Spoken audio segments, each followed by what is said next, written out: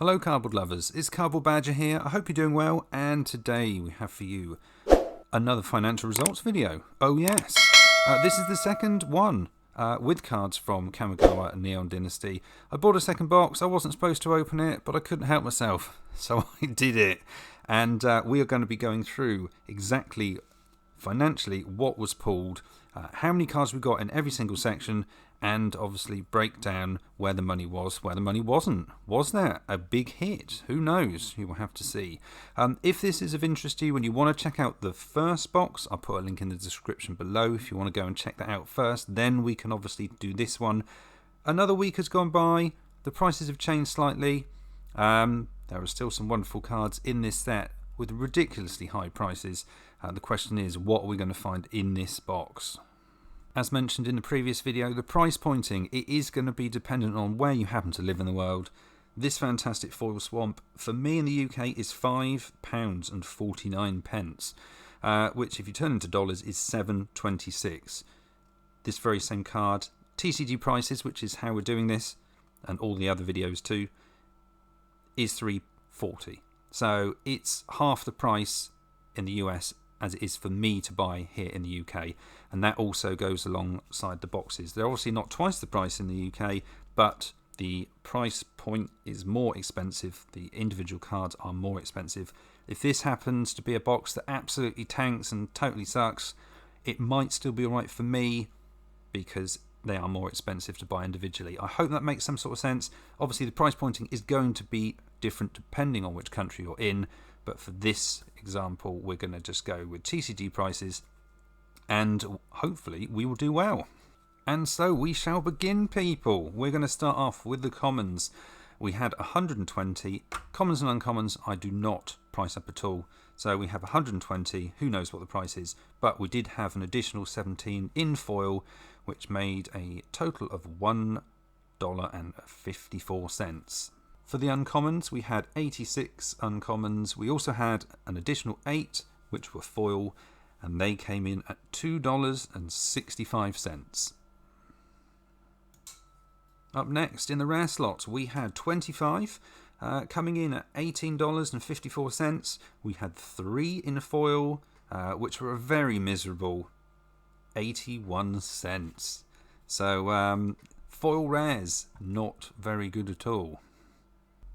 In the mythic slots, we had a total of 2, and they came in at $20.30. One being almost worthless, the second one though being the red Dragon Spirit extended art, which looks absolutely amazing. But we did have an improvement. The commander cards, we had 2 in this box, only 2, but they came in at $21.70. which was excellent. We had the white one, which was very, very cheap, but we got the Shrine, we got the green Shrine Commander card. Very pleased to get that one, an absolute beast. Up next, we have the frame cards, all the various treatments, the glow frames and the alternative art. I've put them all together. We have 56 with a price point of $3.77, which is pretty appalling, really. Some of the artwork is fantastic. We did manage to get 2 in foil. Unfortunately, they only came in at $1.31, giving us a grand total of 58 framed cards and coming in at $5.08. Up next, the Planeswalkers, another box that happened to have them in. We had 2 Planeswalkers this time, and they came in at $20.08. Up next, we have the cards from the list. Really like the fact that at the end of the pack, when you don't think there's going to be anything there, you then get something from Magic the Gathering's past. Really, really love the list cards. So many good ones. We had 9 in this box, totaling $18.80. Unfortunately, none in foil. So that is a shame. Did manage to get a Batterskull though, which was very, very nice indeed. And yeah, previous list cards have also been really, really good. Up next, we have our basic lands. We had 12 coming in at $18.01. We were lucky enough to get 3 foils as well, coming in at $10.19. 2 of those foils being the full art Japanese lands. They are absolutely stunning, giving us a grand total of 15 basic lands at 28.20. And we also have our lands. We had 20 lands coming in at 31.99. I did manage to get another legendary green land. Very pleased indeed. It's dropped down a little bit in price, but out of all of them, the channel lands, that is the one. So really, really pleased that I managed to pull one of those. We also had 2 foil lands. Unfortunately, they came in at 15 cents, which was horrendous. So we ended up with a total of 22 lands at 32.14. And we also have our art cards. We had 29 coming in at $6.20.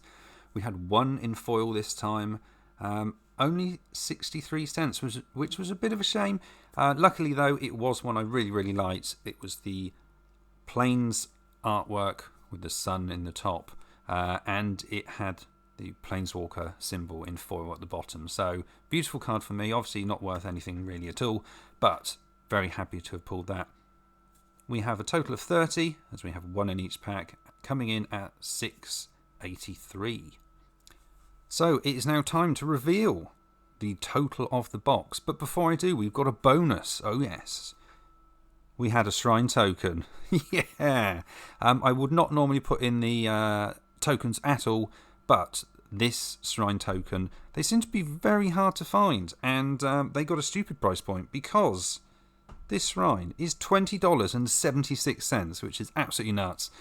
So for that reason, it's got to go in, giving us our actual total, which is $196.67. So I am pleased. That's great. I'm not going to say whether it is better or worse than our first box, our first financial results. Like I mentioned before, if you want to check that one out, I'll put a link in the description below, and then you can see. Obviously, the whole idea of this is to support you and give you the opportunity to make an informed decision on whether or not a set booster box or a draft booster box is for you. Personally, I love the set booster boxes over the draft boxes.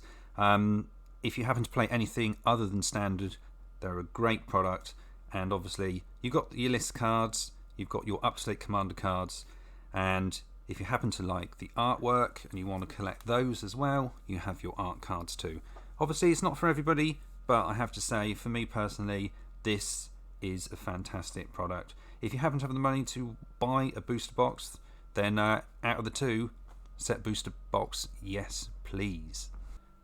And a quick recap, the winners for this box happens to be the land slot. Basic lands and lands hitting over $60 in total, which is great. Very, very pleased to obviously have got the green legendary land, because that is the priciest of the bunch, and also scooping up some more of the Japanese full art lands, which I love. Best lands personally for me in years. They are stunning, and all I can say is, if you are thinking about getting a box or trying to get these lands, they're not going to go down in price, I don't think. And if you are wanting them in foil, they are basically costing more than an actual booster.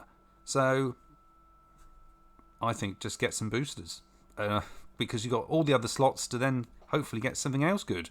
Who knows? You might even get a shrine token. So all I can say is I hope this is of some help to you regarding whether or not you are going to buy a draft or set booster box. Other than that, I'd just like to say thank you for watching, people. If you have enjoyed it and you'd like to subscribe to the channel or check out the links below where you can find some more Cardboard Badger in your life, that would be wonderful. Thank you very much indeed. And all I can say now is see you again soon here on Cardboard Badger.